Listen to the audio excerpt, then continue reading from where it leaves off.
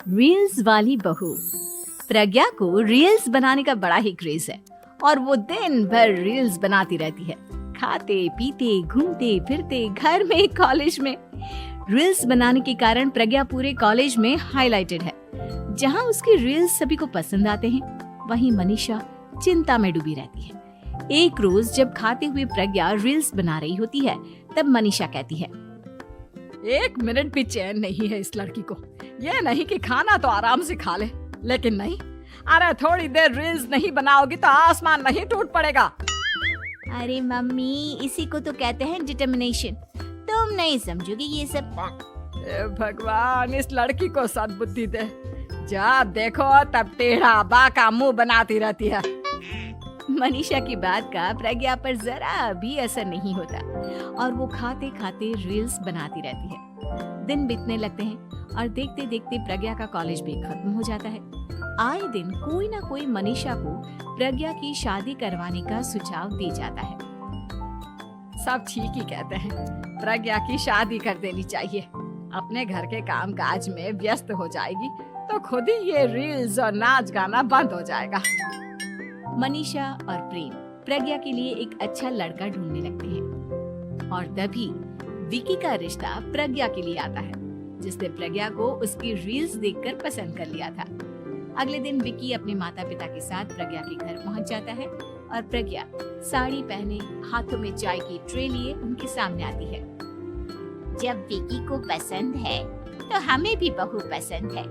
बहन जी, आप बारात की तैयारी कीजिए। एक बार लड़का लड़की अकेले में बात कर ले तो अच्छा रहेगा। हाँ हाँ, क्यों नहीं। मनीषा विकी को प्रज्ञा के कमरे में भेजती है, जहां प्रज्ञा पहले से ही रील्स बना रही होती है। तभी विकी कहता है, आ गए आपके साजन जी। हमारे साथ ये रील्स कंप्लीट करती तो और भी अच्छा रहता। अच्छा जी, अब आ ही गए हैं तो बना ही लेती हूँ आपके साथ। दोनों मिलकर रील्स बनाते हैं। जब वी मीट और तुरंत पोस्ट भी कर देते हैं। फिर विकी कहता है, जब आप साड़ी में चाय लेकर आई तब मुझे लगा कि कहीं मैं गलत घर में तो नहीं आ गया। अब सही है। दोनों की शादी पक्की हो जाती है और शादी के दिन भी प्रज्ञा रील्स बनाने से चूकती नहीं। यहाँ तक कि बारात के समय भी नाचते हुए रील्स बनाती है। सभी लोग प्रज्ञा की तारीफ के पुल बांध देते हैं और प्रज्ञा नाचती गाती अपने ससुराल चली जाती है।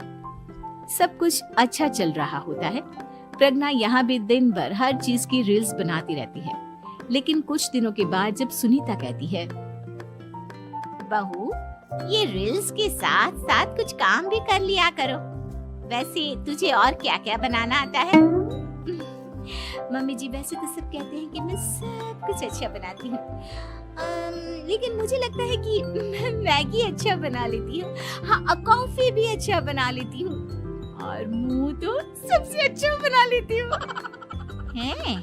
अच्छा अच्छा। सुनीता अपना माथा पकड़ लेती है और कहती है, बहू, कुछ खाना बनाना भी सीख लेती। मम्मी जी, मैं लंबी प्लानिंग कर रही हूँ। जल्दी ही मैं इतनी फेमस हो जाऊंगी कि मुझे पैसे मिलने लगेंगे। हम दोनों सास बहू राज करेंगे, राज। नौकर काम करेंगे और लोगों की तो लाइन लगेगी हमसे मिलने के लिए। तेरा दिमाग खराब हो गया है क्या बहू? हंसी मजाक तक ठीक है, लेकिन इस तरह घर नहीं चलते। जितना जल्दी हो इस घर के तौर तरीकों को सीख लो।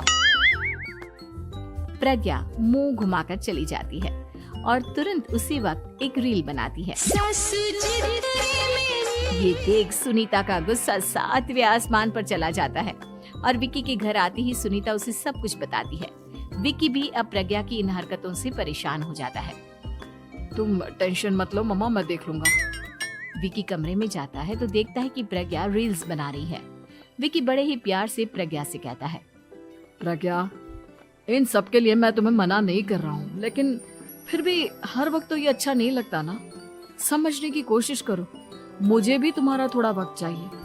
मैं जब ऑफिस से आता हूँ तो मुझे समय देने की जगह इसी में लगी रहती है। तुम ज्यादा ही सोच रहे हो।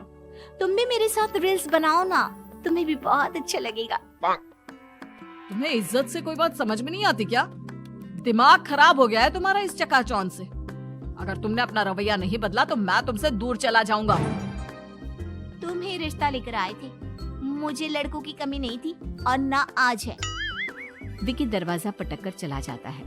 धीरे धीरे विकी प्रज्ञा से दूर होता जाता है।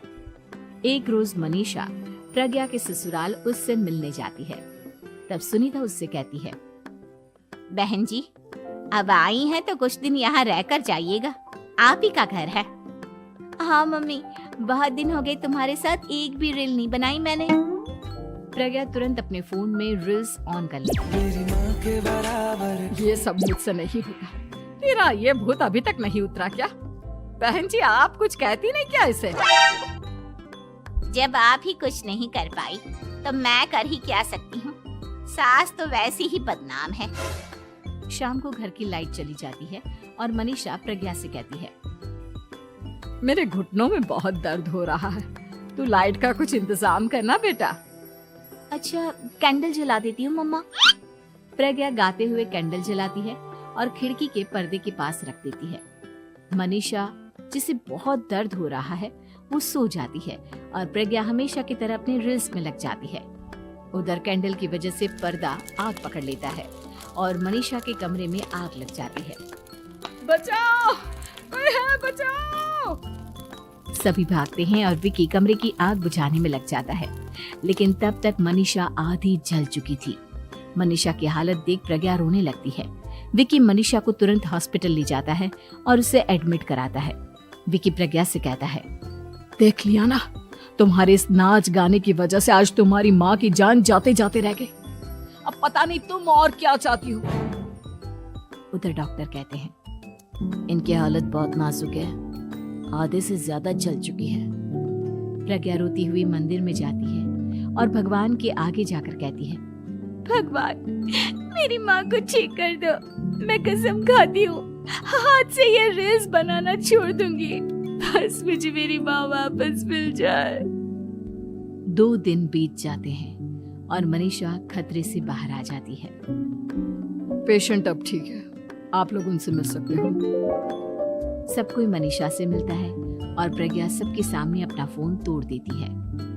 मुझे माफ कर दो मम्मा, मैंने तुम लोगों की बातों को नजरअंदाज किया। बेटा, कोई भी चीज जरूरत से ज्यादा खराब है। मैंने तुम्हें रील्स बनाने से कभी मना नहीं किया, लेकिन हर वक्त एक ही चीज तो सही नहीं है। मैं समझ गई हूँ मम्मा, आई एम सॉरी। प्रज्ञा उस दिन से रील्स बनाना छोड़ देती है और पूरी तरह से अपने घर में लग जाती है।